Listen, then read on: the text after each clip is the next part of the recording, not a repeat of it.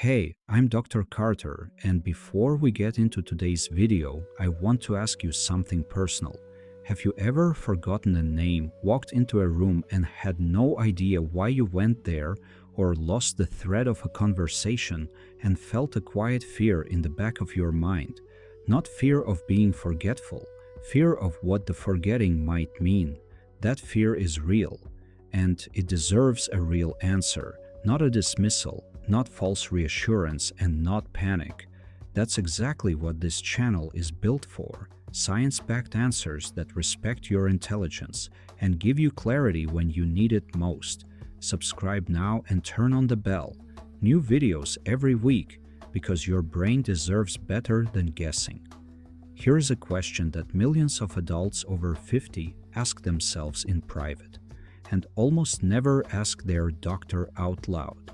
Is what I'm experiencing normal forgetting, or is it something else? Something that starts quietly, something that looks at first exactly like getting older, something that the research now tells us can begin silently in the brain up to 20 years before a single symptom appears.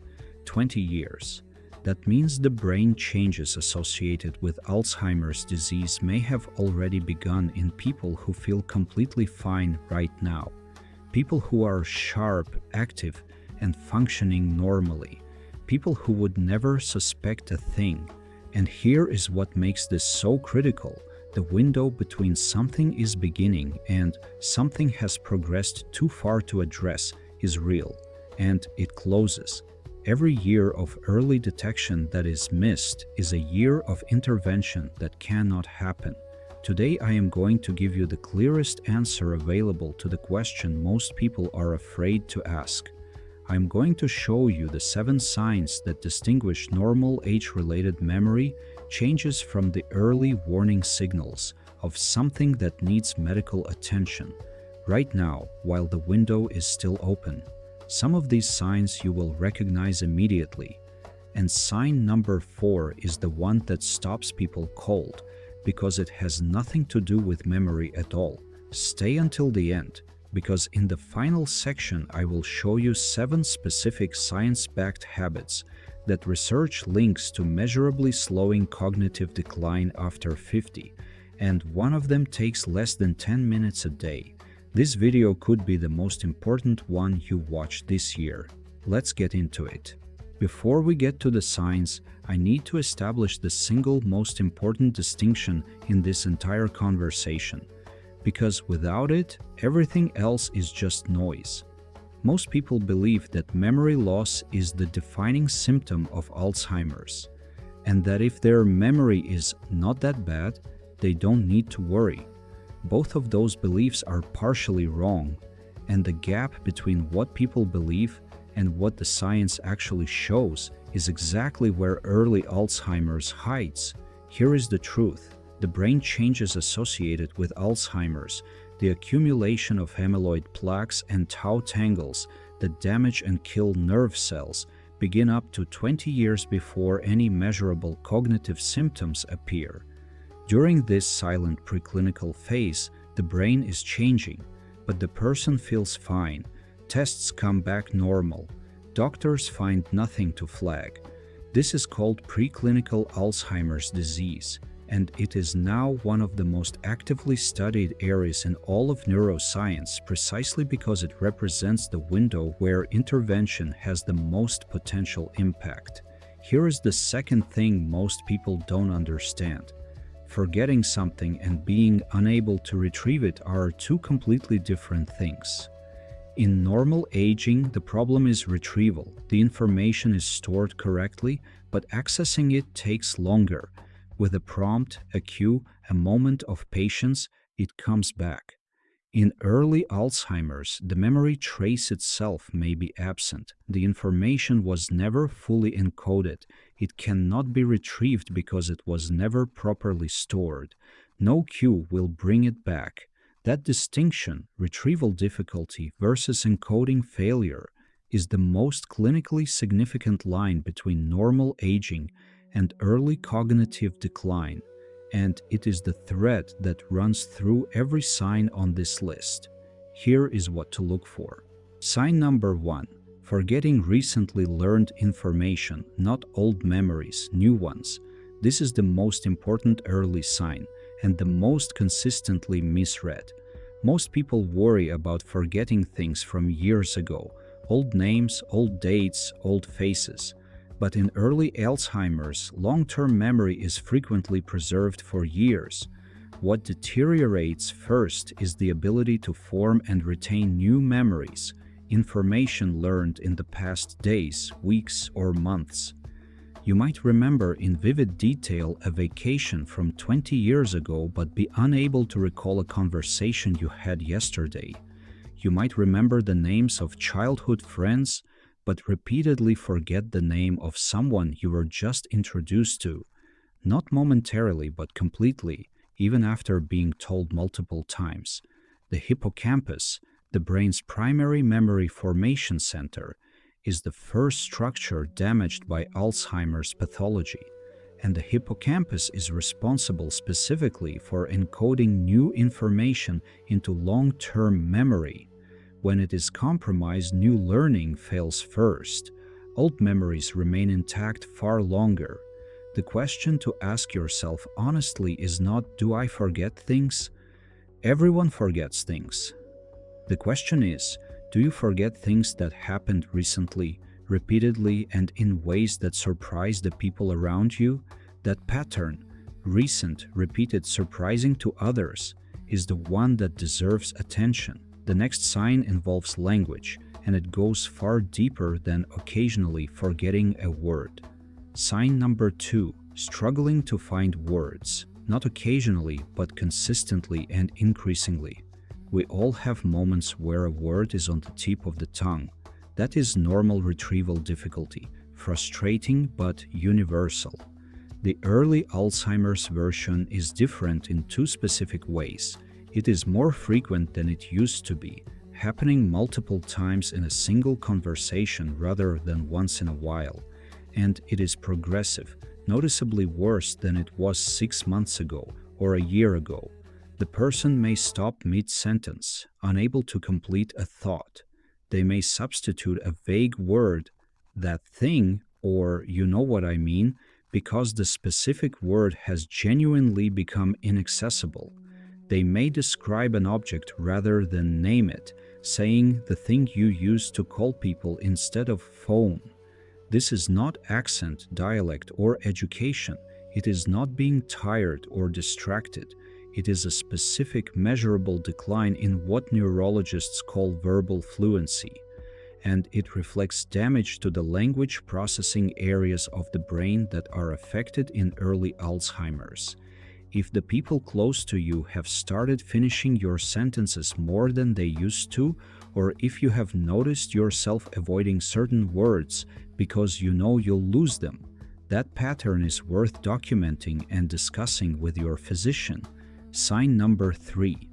Getting lost in familiar places or losing track of time and dates, not forgetting what day of the week it is momentarily, not a brief confusion about whether an appointment is Tuesday or Wednesday. The early Alzheimer's version is a disorientation that doesn't immediately resolve. Driving a familiar route and experiencing a moment of genuine confusion about where you are, losing track of the month, the season, or how much time has passed, arriving somewhere and being unclear about how you got there. Alzheimer's disease does not only affect memory, it affects spatial navigation, time orientation, and the brain's ability to construct a coherent, continuous sense of where it is in time and space. The entorhinal cortex, a region that works closely with the hippocampus and governs both memory and spatial navigation, is among the earliest areas affected by tau pathology. If this has happened to you more than once in the past 6 months, or if a family member has mentioned it to you, it deserves a medical conversation. Sign number 4. Changes in judgment and decision-making, especially with money. This is the sign that stops people cold, because it has nothing to do with memory. Judgment is a higher-order cognitive function governed by the prefrontal cortex and its connections to the rest of the brain. In early Alzheimer's, the disruption of neural networks can compromise judgment, the ability to evaluate situations accurately, weigh consequences, and make appropriate decisions. Before memory loss becomes obvious, the most consistent early manifestation is financial, becoming unusually vulnerable to scams, making large purchases that would have seemed impulsive or irrational before, difficulty managing bills or keeping track of finances that were previously handled with ease. Researchers at the University of Southern California found that adults with early brain changes associated with Alzheimer's showed measurably increased vulnerability to financial fraud, even when their formal cognitive test scores were still within the normal range. But it goes beyond money. Poor judgment in social situations, saying things that are inappropriate, failing to read the room, reacting to situations in ways that seem disproportionate, a reduced ability to plan, organize, or follow through on multi-step tasks that used to be routine. If someone close to you has gently raised concerns about decisions you have been making, please take that seriously. The people around us often notice these changes before we do. Sign number 5. Withdrawal from social activities and hobbies that were previously important. This sign is frequently attributed to depression, introversion, or simply getting older and preferring quiet. In many cases, that explanation is correct, but in a significant percentage of cases, it is not.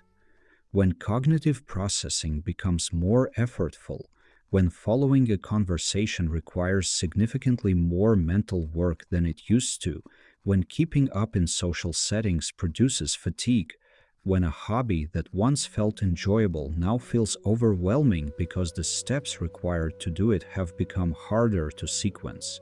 Withdrawal is the brain's natural protective response. The person isn't choosing to disengage. They are avoiding situations that expose the gap between what they used to be able to do effortlessly and what now requires significant effort. Research consistently shows that social isolation and reduced engagement with cognitively stimulating activities both accelerate cognitive decline, creating a self-reinforcing cycle that is one of the most dangerous in all of aging medicine. The question to ask here is whether the withdrawal is accompanied by a desire to re-engage that is blocked by something unexplained, anxiety, fatigue, the sense that it's too much, rather than a genuine preference for solitude that was always part of the person's character. That distinction matters enormously. Sign number 6, personality and mood changes that seem out of character. Increased anxiety, especially in situations that were never anxiety-provoking before. Unusual suspiciousness, irritability that appears without a clear trigger. Apathy, a flattening of emotional engagement that is different from sadness. A general sense that the person's emotional tone has shifted in ways that feel foreign to people who know them well. These changes reflect what neurologists call neuropsychiatric symptoms, and they are now recognized as some of the earliest manifestations of Alzheimer's pathology, sometimes appearing years before cognitive decline becomes measurable on standard tests. The amygdala and prefrontal cortex, structures that govern emotional regulation, threat detection, and impulse control, are vulnerable to Alzheimer's pathology. When their function is disrupted, even subtly, the result is exactly this pattern: mood and personality changes that feel off to the person and to those around them, without a clear psychological explanation. If the people closest to you have said, "You haven't been yourself lately," and this has been happening for months rather than weeks, this is worth bringing to a doctor as a specific symptom, not a vague concern. Sign number 7. Difficulty with familiar tasks, especially multi-step activities, not learning new technology, not adapting to something that was always unfamiliar. The early Alzheimer's version involves tasks that were fully automatic, things done hundreds or thousands of times before, suddenly requiring conscious effort, taking significantly longer, or being abandoned partway through because the sequence of steps has become genuinely confusing. Cooking a recipe that has been made for decades, following the steps to do laundry, managing the television remote, driving a route that has been driven for years. These are not complex tasks, they are procedurally overlearned, meaning they should require almost no conscious processing. When they begin to require deliberate mental effort, or when steps are missed or done in the wrong order, that is a signal that the neural pathways supporting procedural memory and executive function are being disrupted. If you have found yourself confused in the middle of a task you have done hundreds of times, and this has happened more than once, document it. Write down when it happened, what the task was, and how it resolved. That documentation will be valuable in any medical conversation. If you recognized 3 or more of these signs today, what comes next could change your outcome. Now for the section that matters most, because knowledge without action is just anxiety. The research is clear. There is no guaranteed way to prevent Alzheimer's disease, but there is overwhelming evidence that specific consistent habits can meaningfully reduce your risk, slow neurodegeneration, and protect what you have, starting right now. Here are the 7 most evidence-supported pillars of brain protection after 50. Not supplements, not gadgets. Pillars. Foundational habits that work together and reinforce each other. Pillar 1. Aerobic exercise. 150 to 300 minutes per week, non-negotiable. This is the single most evidence-supported intervention for brain health in all of aging medicine. Research published in the journal Neurology shows that regular aerobic exercise reduces the risk of developing Alzheimer's disease by up to 45% in adults over 50.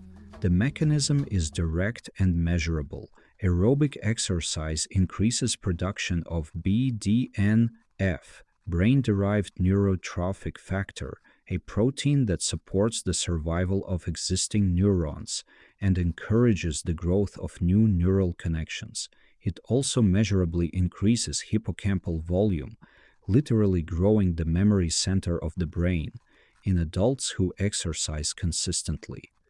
150 to 300 minutes per week at a brisk walking pace. Brisk walking, cycling, swimming, consistently every week. At 2 to 3 sessions of light resistance training. Strength training independently reduces cognitive decline risk, and the combination of aerobic and resistance work produces significantly better outcomes than either alone. Pillar 2. Sleep, 7 to 8 hours, with deep sleep as the priority. During deep slow-wave sleep, the brain activates its glymphatic system, the brain's dedicated waste clearance mechanism. Its primary job during sleep is to flush out amyloid beta, the protein that accumulates into the plaques directly associated with Alzheimer's disease. Research from the University of Rochester shows that even one night of poor sleep produces a measurable increase in amyloid accumulation in the brain. Chronic poor sleep over years is now considered one of the most significant modifiable risk factors for Alzheimer's. 7 to 8 hours of quality sleep, consistent sleep and wake times, a dark, cool, quiet room, no screens in the 60 minutes before bed. These are not lifestyle preferences.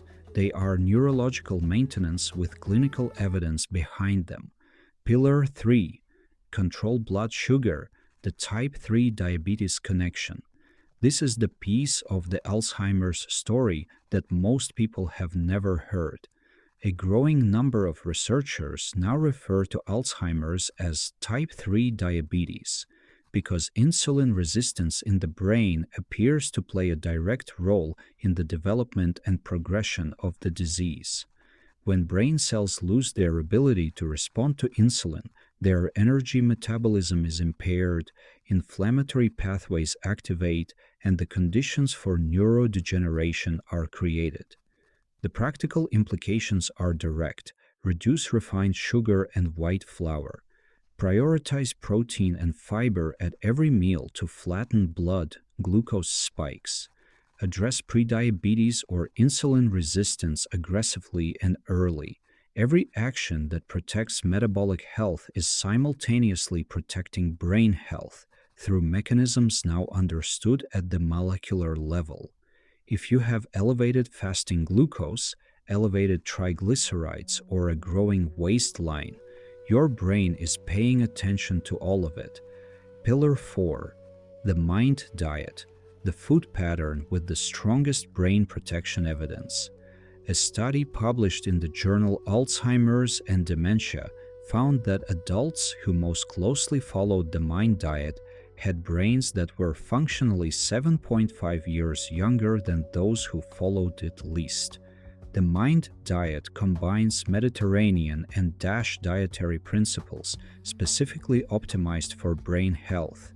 Its core components: leafy green vegetables at least 6 times per week, berries, especially blueberries and strawberries, at least twice per week, extra virgin olive oil as the primary fat, fatty fish such as sardines and salmon at least once per week, nuts, legumes, and avocado daily. Equally important, what to minimize: excess sugar, refined seed oils, ultra-processed foods, and trans fats all promote chronic brain inflammation. And chronic neuroinflammation is now considered one of the primary drivers of Alzheimer's pathology. These are not preferences. They are choices that accumulate in the brain over years. Pillar 5. Correct the nutritional deficiencies that directly impair brain function.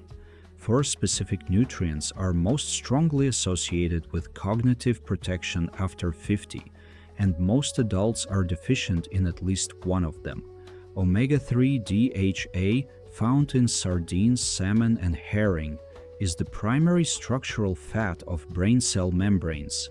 Without adequate DHA, synaptic connection maintenance is compromised and cognitive decline accelerates. Magnesium, found in pumpkin seeds, almonds, and spinach, is required for over 300 neurological processes and directly supports the synaptic plasticity that underlies memory formation. Vitamin D, obtained through daily sun exposure and supplementation when needed, functions as a neuroprotective hormone. Low levels are associated with significantly increased dementia risk in multiple large population studies. Have your levels tested. B vitamins, particularly B6, B9, and B12, regulate homocysteine, an amino acid that at elevated levels directly damages blood vessels and neurons in the brain. Elevated homocysteine is one of the most consistent laboratory findings in patients with early cognitive decline and almost entirely correctable through targeted B vitamin support. Ask your doctor to test all 4 at your next visit. What you don't know can hurt your brain in ways that are silent for years. Pillar 6. Stimulate your brain deliberately. Challenge it. Don't just exercise it. The brain responds to challenge, not to repetition of what it already knows. Neuroplasticity, the brain's ability to form new neural pathways and compensate for areas of damage, is use-dependent. It is preserved and strengthened by consistent cognitive challenge. It atrophies in its absence. Activities associated with meaningfully lower risk of cognitive decline include learning a new language, learning to play a musical instrument, reading books that require genuine concentration, and strategy-based games that demand working memory and planning. The common thread is novelty and cognitive demand. Tasks that require the brain to form new connections, rather than activate pathways that are already established. Choose one new mentally demanding skill and commit to it for 6 months: a language, an instrument, a complex craft, something that genuinely pushes you to learn something unfamiliar. The discomfort of learning is the signal that neuroplasticity is active. Pillar 7. Protect cardiovascular health and maintain social connection. What protects the heart protects the brain. Hypertension in midlife, between 45 and 65, is one of the strongest modifiable risk factors for dementia identified in the research. Controlling blood pressure, maintaining healthy cholesterol, managing weight, and avoiding smoking all reduce the risk of vascular damage to the brain. And social connection. This is not optional. Social isolation is now classified as a significant independent risk factor for Alzheimer's disease. Regular conversation, participation in groups, and consistent contact with family and friends provide cognitive stimulation, emotional regulation, and neurological benefits that no supplement can replicate. The Lancet Commission on Dementia Prevention estimates that up to 45% of Alzheimer's cases worldwide could be delayed or prevented by addressing modifiable risk factors. The 7 pillars I just described address the most important of them. If someone over 50 consistently adopted all 7 of these, they would likely be doing more for their brain health than most isolated interventions sold as solutions. Important note: if you recognized multiple signs from this video in yourself or someone you love, please do not wait. Request a cognitive evaluation from your physician. Ask specifically about the MOCA, the Montreal Cognitive Assessment, a simple 10-minute test that can detect early cognitive changes that a standard conversation would never reveal. Early detection does not guarantee a specific outcome, but it opens every available door. Waiting closes them. Today you got the clearest answer available to one of the most feared questions in aging medicine. You saw the 7 signs that distinguish normal forgetting from early Alzheimer's, from the failure to encode new memories and the progressive word-finding difficulty, to the judgment changes in sign number 4 that appear before memory loss ever becomes obvious, and the familiar task confusion in sign number 7 that is one of the most specific early signals we have. And you saw the 7 pillars with the strongest evidence base for protecting your brain: aerobic exercise to grow the hippocampus, deep sleep to flush amyloid, blood sugar control for the type 3 diabetes connection, the mind diet, targeted nutrition, deliberate cognitive challenge, and the protection of cardiovascular and social health. Here is the most important thing I want to leave you with today. Fear is not a strategy, but information is. You watched this video because you wanted to know, and now you know. That knowledge is not a reason to panic. It is a reason to act, to talk to your doctor, to start the 30-minute walk, to take sleep seriously, to pay attention to what your body and your brain are telling you. The window is open. Use it. If this video gave you clarity, please hit the like button. It helps this channel reach more people who are sitting with the same fear and deserve the same answers. Subscribe and turn on the bell. Every week I bring you science-backed information that your doctor doesn't always have time to explain, and that you deserve to have. Share this with someone you love, a parent, a sibling, a friend over 50, who has been quietly wondering the same thing. You might be giving them something more valuable than you know. And leave a comment right now.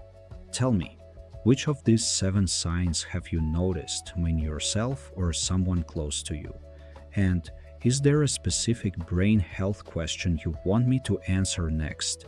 I read every comment personally, and your question could become our next video. I'm Dr. Carter, I'm here, and I'll see you in the next video.